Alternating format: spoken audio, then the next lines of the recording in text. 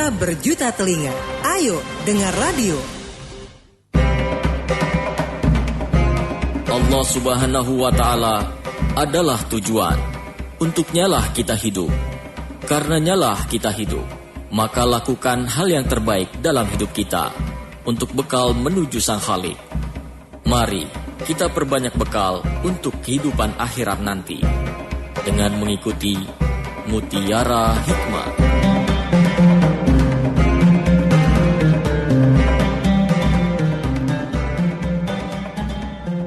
Assalamualaikum warahmatullahi wabarakatuh. Alhamdulillahilladzi hadana lihada wa ma kunna linahtadiya laula an hadanallah. Asyhadu an la ilaha illallah wahdahu la syarikalah, asyhadu anna Muhammadan abduhu wa rasuluhu alladzi la nabiyya wa la rasula ba'dah. Allahumma shalli wa sallim wa barik ala nabiyyina Muhammadin wa ala alihi wa sahbihi wa man tabi'ahum bi ihsanin ila yaumiddin. Amma ba'd, rekan dakta yang dirahmati Allah, alhamdulillah di kesempatan sore hari dalam acara Mutiara Hikmah ini bersama dengan saya Muhammad Hussein, ditemani oleh operator kita Mas Toto. Alhamdulillah kita bersyukur kepada Allah Subhanahu wa Ta'ala yang senantiasa mencurahkan segala nikmat dan karunia-Nya kepada kita. Di kesempatan sore hari ini kita masih diberikan umur yang panjang, kesehatan dan kemudahan dalam menjalani aktivitas kehidupan kita. Salawat dan salam semoga tercurah limpahkan kepada uswah dan qudwah kita Nabi Muhammad sallallahu alaihi wasallam, kepada keluarga, sahabat dan pengikutnya yang senantiasa istiqomah berpegang teguh terhadap sunnah-sunnahnya. Rekan dakta yang dirahmati Allah, di kesempatan pagi hari ini dalam acara Mutiara Hikmah ini,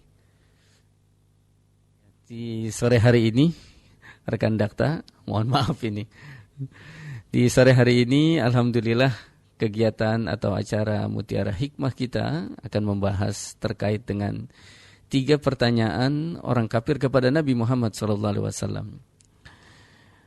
Rekan dakta yang dirahmati Allah, dahulu ketika Nabi SAW diutus kepada bangsa Arab di Mekah itu, masyarakat bangsa Arab di Mekah itu adalah dikenal sebagai kaum yang ummi itu, atau orang yang gak ngerti tentang baca tulis, demikian pula tidak mengerti tentang kerasulan dan kenabian gitu.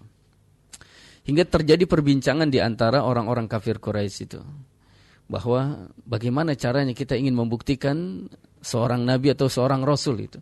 Karena memang mereka adalah bangsa yang gak ngerti tentang kenabian dan kerasulan. Namun orang-orang kafir Quraisy itu mengetahui bahwa ada satu umat, ada satu bangsa yang mereka mengetahui tentang kenabian dan kerasulan, yang umat atau bangsa tersebut tidak tinggal di Mekah, tapi tinggal di Madinah, yaitu bangsa Yahudi. Maka salah seorang di antara pemuka kafir Quraisy menyarankan bagaimana kalau kita bertanya kepada para pendeta Yahudi terkait dengan kerasulan dan kenabian. Maka kemudian akhirnya orang-orang kafir Quraisy bersepakat untuk mengutus beberapa orang ke Madinah itu. Karena memang di Mekah pada saat itu tidak tinggal orang Yahudi. Orang Yahudi itu tinggal di Madinah. Di zaman Nabi pun demikian, pada zaman yang dirahmati Allah itu, orang-orang Yahudi tinggal di Madinah. Kenapa mereka tinggal di Madinah? Kenapa mereka tidak tinggal di Mekah? Karena sebenarnya ketika mereka eksodus dari negeri Syam itu, lalu kemudian mereka tinggal di Madinah, pada hakikatnya mereka sedang menjalankan perintah Taurat mereka, yang dijelaskan di dalam kitab-kitab suci mereka, bahwa Nabi yang terakhir itu akan hijrah ke sebuah negeri yang penuh dengan batu hitam, yang tidak lain adalah kota Yasrib pada saat itu, yang kemudian di zaman Nabi diubah menjadi kota Madinah. Jadi pada hakikatnya mereka ratusan tahun tinggal di Madinah itu, ingin menunggu Nabi yang terakhir itu. Jadi ingin menunggu Nabi yang terakhir, bayangkan. Mereka tinggal ratusan tahun sampai mereka bisa berbahasa Arab, sampai kultur mereka seperti kulturnya orang Arab. Namun mereka tidak menyatu dengan orang Arab. Tetap mereka membuat komunitas tersendiri. Makanya di Madinah itu ada komunitas kaum Yahudi Bani Qainuqa, kaum Yahudi Bani Quraidah, kaum Yahudi Bani Nadir. Itu 3 di antara suku besar Yahudi yang tinggal di Madinah pada saat itu.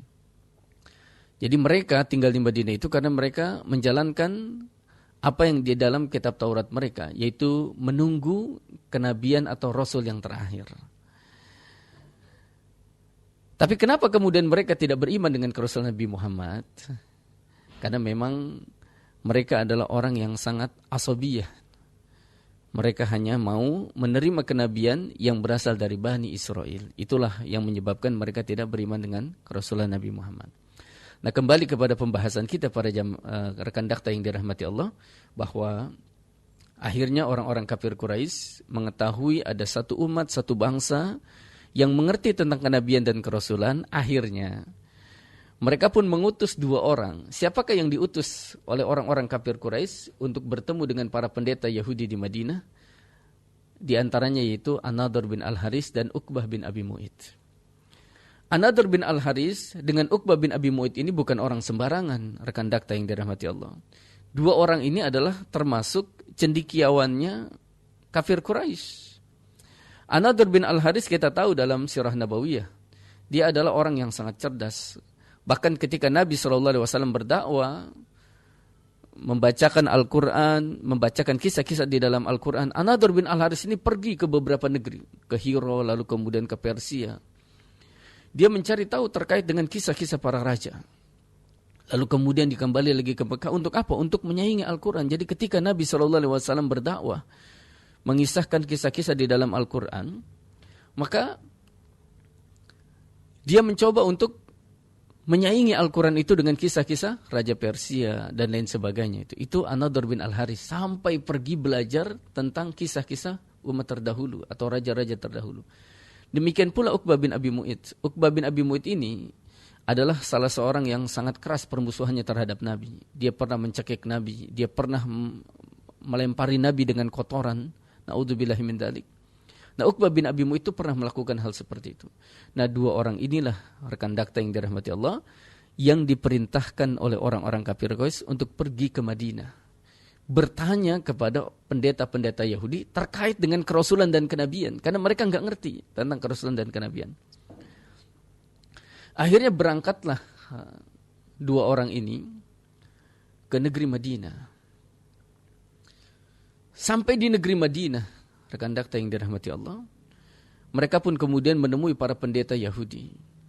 Lalu kemudian mereka cerita kepada para pendeta Yahudi, di negeri kami di Mekah itu ada orang yang mengaku menjadi nabi, mengaku menjadi rasul. Kami adalah umat bangsa yang gak ngerti tentang kenabian dan kerasulan. Bisakah Anda menjelaskan kepada kami, wahai pendeta Yahudi, terkait dengan kenabian dan kerasulan? Akhirnya pendeta Yahudi itu cerita bahwa bagi kami mudah sekali untuk mengetahui bahwa seseorang itu adalah nabi atau rasul. Gitu. Dari mana? Cukup dengan bertanya tentang 3 hal.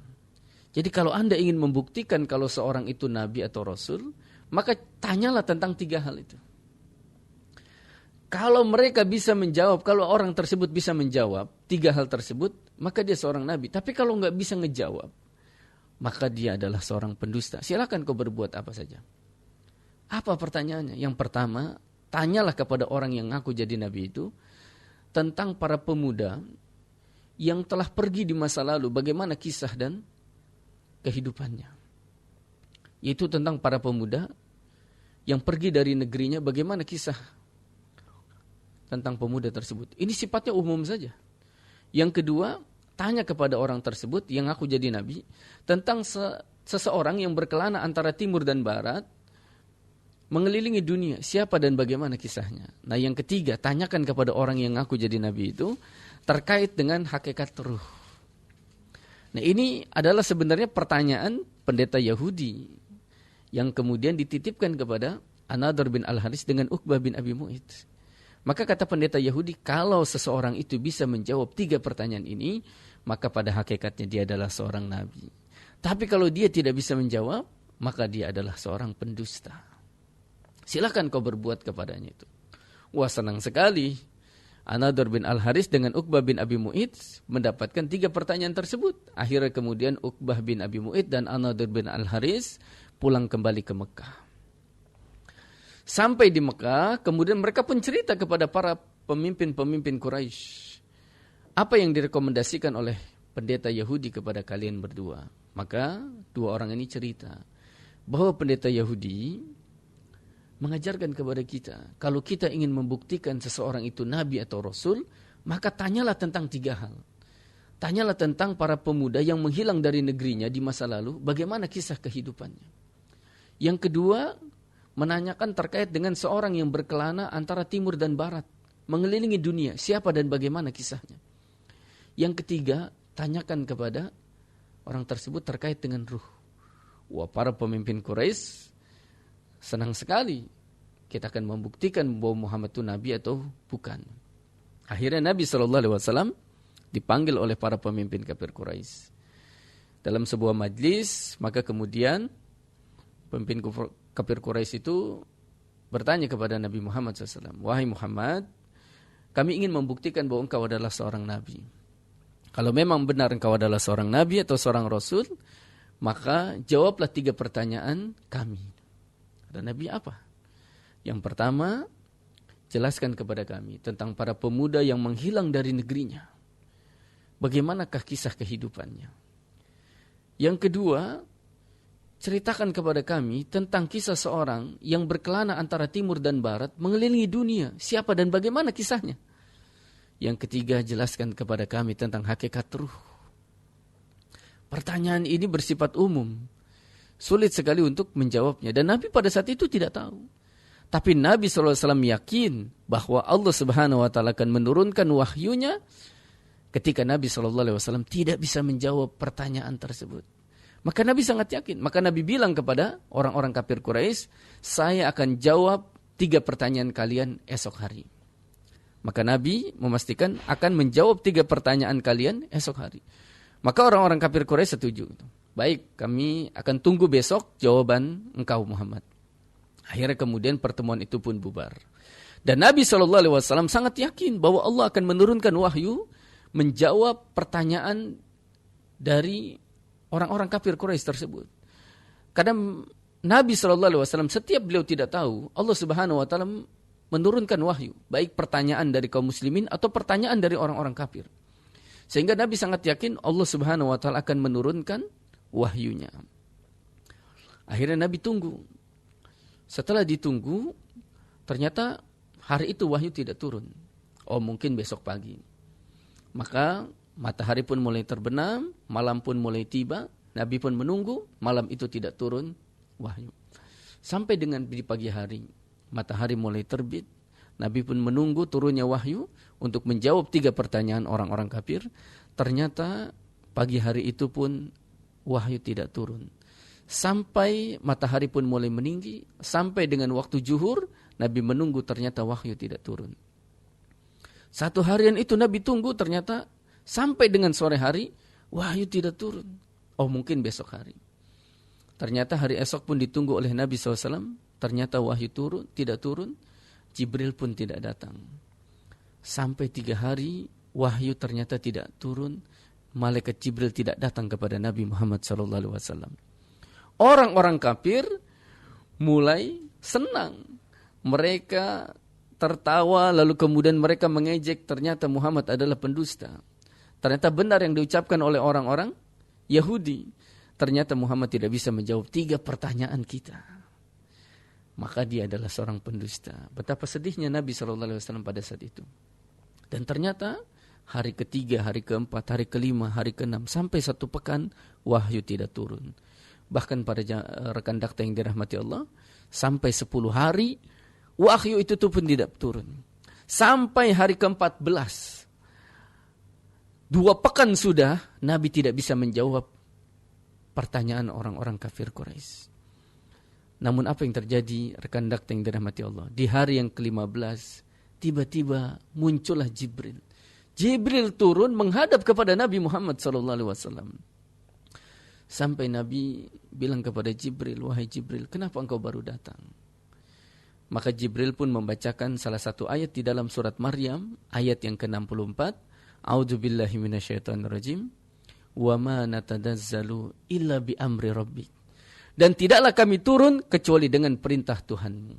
Artinya apa rekan dakta yang dirahmati Allah? Ayat ini menjelaskan bahwa malaikat Jibril alaihissalam tidak turun kepada Nabi Muhammad atas kehendaknya. Wa ma natanazzalu illa bi amri rabbik, dan tidaklah kami turun kecuali dengan perintah Rabbmu. Artinya Jibril itu datang kepada Nabi Muhammad atas perintah Allah. Maka selama 15 hari ini Allah tidak perintahkan Jibril untuk datang kepada Nabi Muhammad SAW untuk menyampaikan wahyu. Ini menunjukkan pada jamaah yang dirahmati Allah, rekan dakta yang dirahmati Allah, bahwa malaikat itu adalah makhluk yang sangat taat kepada Allah. Dia tidak pernah bermaksiat kepada Allah Subhanahu wa taala. Malaikat adalah makhluk yang sangat taat kepada Allah. Sehingga enggak ada itu malaikat Jibril ujuk-ujuk datang kepada para nabi atau kepada Nabi Muhammad.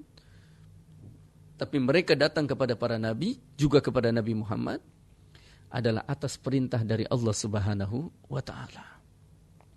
Maka rekan dakta yang dirahmati Allah, Jibril pun akhirnya datang kepada Nabi SAW untuk menjelaskan, menjawab 3 pertanyaan orang-orang kafir. Dan ternyata rekan dakta yang dirahmati Allah, 3 pertanyaan inilah yang menjadi sebab turunnya surat Al-Kahfi. Makanya kisah ini saya kutip di dalam tafsir Al-Qurtubi. Imam Al-Qurtubi menjelaskan terkait dengan asbabun nuzul surat Al-Kahfi adalah kisah tentang 3 pertanyaan orang kafir kepada Nabi Muhammad SAW. Ternyata 2 dari 3 pertanyaan tersebut telah diturunkan oleh Allah Subhanahu wa taala di dalam surat Al-Kahfi. Yang pertama, pertanyaan pertama adalah para pemuda yang menghilang dari negerinya. Bagaimanakah kisahnya? Ternyata pemuda tersebut adalah pemuda Kahfi. Dan rekan dakta bisa dilihat di surat Al-Kahfi dari mulai ayat yang ke-9 sampai dengan ayat yang ke-26, itu adalah penjelasan terkait dengan Ashabul Kahfi, yaitu para pemuda yang mereka beriman kepada Allah Subhanahu wa taala, tapi mereka tinggal di sebuah negeri yang pemimpinnya adalah orang kafir. Masyarakatnya adalah orang-orang kafir yang mereka pengen dibunuh karena mereka berbeda keyakinan dengan mayoritas masyarakat di tempat negeri mereka tinggal. Sehingga kemudian mereka keluar dari rumah mereka untuk pergi menyelamatkan diri sampai kemudian mereka berada di dalam goa itu. Dan di dalam ayat yang ke-13 itu Allah Subhanahu wa taala menyebutkan, A'udzubillahi minasyaitonirrajim, nahnu naqussu 'alaika naba'ahum bil haqq innahum fityatun amanu bi rabbihim wa zidnahum huda. Kami kisahkan kepadamu cerita ini dengan benar. Sesungguhnya mereka adalah para pemuda yang beriman kepada Tuhan mereka. Dan kami tambah kepada mereka petunjuk. Jadi mereka, para pemuda, adalah orang-orang yang beriman kepada Allah Subhanahu wa taala. Dan mereka adalah orang-orang yang mendapatkan petunjuk sehingga ketika mereka menyelamatkan diri keluar dari rumah mereka, hingga kemudian Allah Subhanahu wa taala membimbing mereka masuk ke dalam goa, dan akhirnya kemudian mereka pun tertidur di dalam goa. Bahkan dalam surat Al-Kahfi sangat jelas disebutkan dan dikisahkan bagaimana para pemuda Kahfi itu menyelamatkan diri dan diselamatkan oleh Allah masuk ke dalam goa. Mereka tertidur. Bahkan ratusan tahun lamanya. Ratusan tahun lamanya mereka tertidur. Bahkan bagaimana Al-Quran menggambarkan mereka berada di dalam goa tapi tidak terkena sinar matahari. Jadi sinar matahari tidak mengenai tubuh mereka. Meskipun sinar matahari masuk ke dalam goa tersebut, tapi tidak mengenai tubuh mereka. Demikian pula Allah menyebutkan bagaimana jasad mereka itu. Mereka dalam kondisi tidur, tapi seperti orang yang bangun. Karena kalau jasad ini terus-menerus nempel ke tanah, rekan dakta yang dirahmati Allah, maka jasad ini akan hancur, kulit kita akan hancur, daging kita akan hancur. Sehingga Allah Subhanahu wa taala membolak-balikan para pemuda Kahfi tersebut di dalam gua itu sehingga jasad mereka tidak hancur selama hampir ratusan tahun lamanya. Maka rekan dakta yang dirahmati Allah, inilah kisah yang pertama menjawab pertanyaan orang-orang kafir. Yang mereka bertanya kepada Nabi Muhammad tentang para pemuda yang menghilang dari negerinya, yang tidak diketahui oleh siapapun kecuali oleh para nabi. Makanya kemudian Nabi SAW mendapatkan wahyu surat Al-Kahfi ini menjelaskan tentang pertanyaan orang-orang kafir Quraisy yang tidak lain adalah pertanyaan dari para pendeta Yahudi. Yang kedua, rekan dakta yang dirahmati Allah, pertanyaan yang kedua yang ditujukan kepada Nabi Muhammad SAW, yaitu tentang seorang yang berkelana antara timur dan barat mengelilingi dunia. Siapakah orang tersebut? Nah ternyata kisah ini pun ada di dalam surat Al-Kahfi. Yang di ayat ke-83 sampai 98 itu dijelaskan. Ternyata orang tersebut adalah Zulkarnain.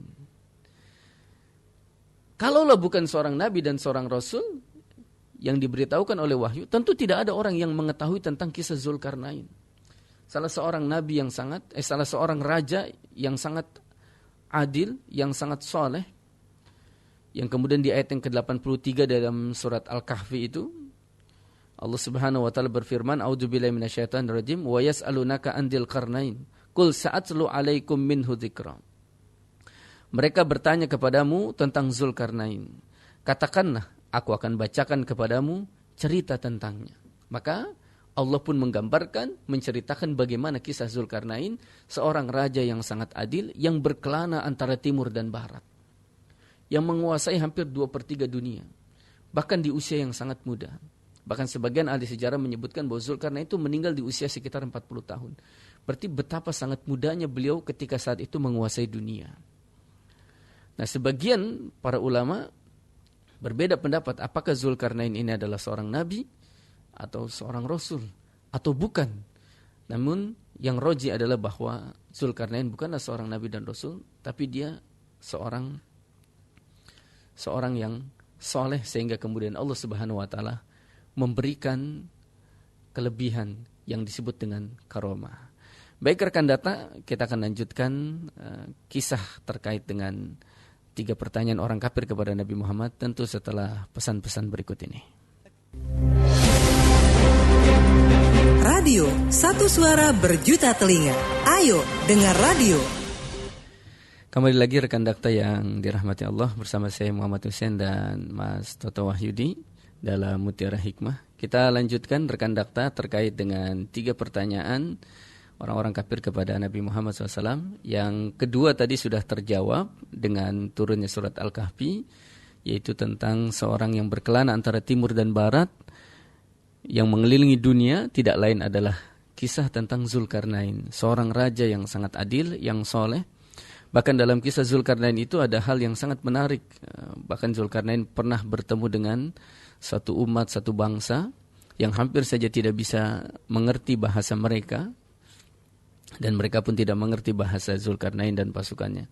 Ternyata bangsa ini meminta tolong kepada Zulkarnain untuk membuatkan benteng agar mereka tidak diganggu oleh Ya'juj dan Ma'juj. Sampai kemudian akhirnya Zulkarnain pun mengabulkan permintaan mereka, lalu kemudian dibuatlah sebuah benteng yang terbuat dari besi yang kemudian mengurung Ya'juj dan Ma'juj itu. Dan inilah salah satu di antara kelebihan yang Allah berikan kepada Zulkarnain, di mana benteng yang pernah dibangun oleh Zulkarnain tidak akan hancur kecuali menjelang hari kiamat. Jadi hancurnya itu adalah merupakan salah satu asratus sa'ah atau tanda-tanda hari kiamat besar. Bahkan Nabi SAW menyebutkan dalam sebuah hadis bahwa Ya'juj dan Ma'juj setiap hari itu melubangi bentengnya itu. Melubangi hanya sampai dengan seujung jari. Namun kemudian esok harinya rapat kembali itu yang dilubangi oleh Ya'juj dan Ma'juj. Jadi ini salah satu di antara kelebihan yang Allah berikan kepada Zulkarnain. Itulah kenapa ada sebagian orang menyebutkan bahwa Zulkarnain ini nabi, karena bentengnya itu dianggap mukjizat gitu. Padahal yang raji wallahu a'lam bishawab, bahwa Zulkarnain adalah seorang rasul yang diberikan seorang soleh, diberikan kelebihan oleh Allah Subhanahu wa taala dengan karomah, sehingga dia kemudian mampu membangun benteng yang sangat besar dan tidak mampu dijangkau oleh manusia. Bahkan Ya'juj dan Ma'juj pun tidak bisa keluar dari benteng tersebut kecuali nanti menjelang hari kiamat. Nah, ini pertanyaan yang kedua, dan ternyata terjawab rekan dakta melalui turunnya surat Al-Kahfi. Lalu kemudian yang ketiga rekan dakta, pertanyaan yang ketiga orang-orang kafir kepada Nabi Muhammad SAW, yaitu tolong jelaskan terkait dengan hakikat ruh. Maka Allah pun Subhanahu wa taala menurunkan surat Al-Isra ayat 85. Dalam surat Al-Isra ayat 85 itu Allah Subhanahu wa taala berfirman, A'udzubillahi minasyaitonirrajim, yas'alunaka 'anir ruh, qulir ruh min amri rabbi. Wa ma utitu minal ilmi illa qalila.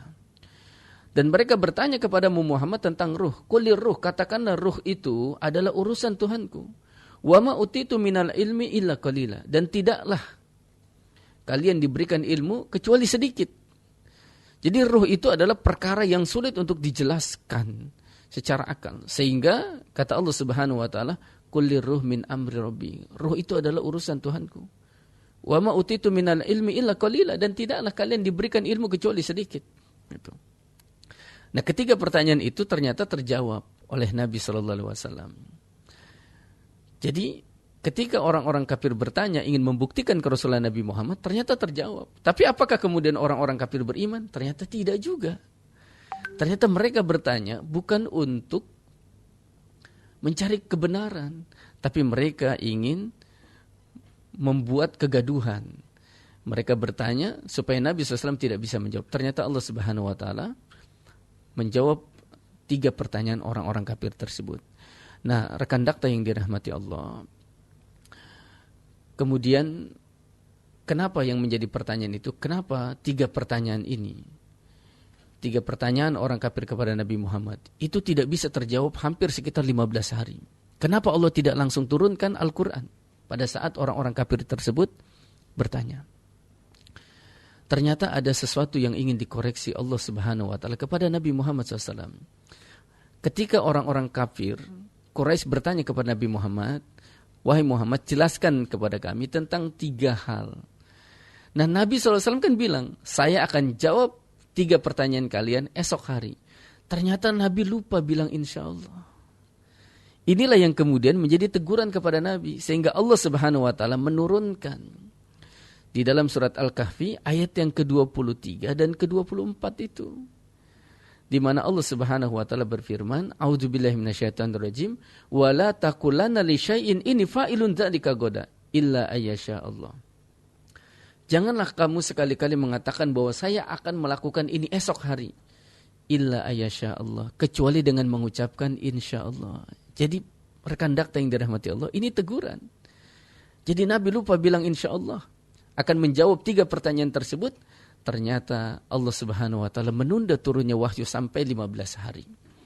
Nah, setelah 15 hari baru diturunkan, dan ternyata salah satunya adalah surat Al-Kahfi ayat 23-24.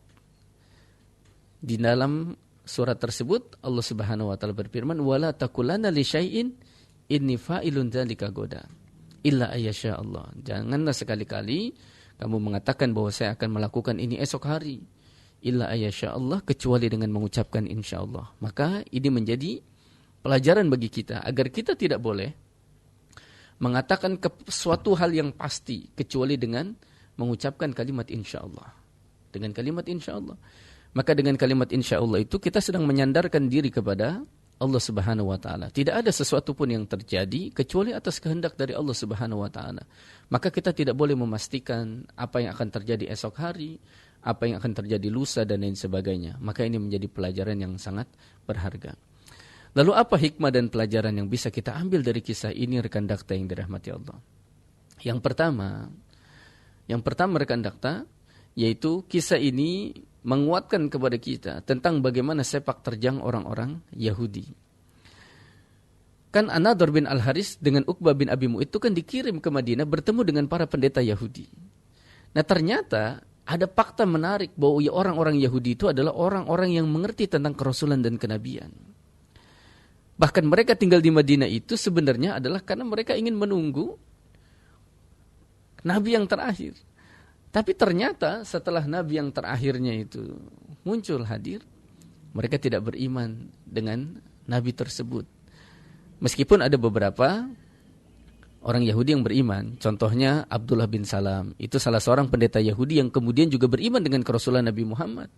Justru dia pernah bilang kepada Nabi Muhammad. Jadi Abdullah bin Salam itu ketika masuk Islam, dia cerita kepada Nabi Muhammad itu, "Wahai Rasulullah, orang Yahudi itu adalah orang-orang yang pandai berkelit. Mereka itu adalah orang yang suka berdusta. Tanyakan kepada mereka ya Rasulullah tentang kerasulan, tentang Rasul, tentang Nabi di dalam kitab suci mereka. Dan tanyakan kepada mereka tentang aku," itu Abdullah bin Salam. Akhirnya pernah Nabi SAW mengumpulkan orang-orang Yahudi.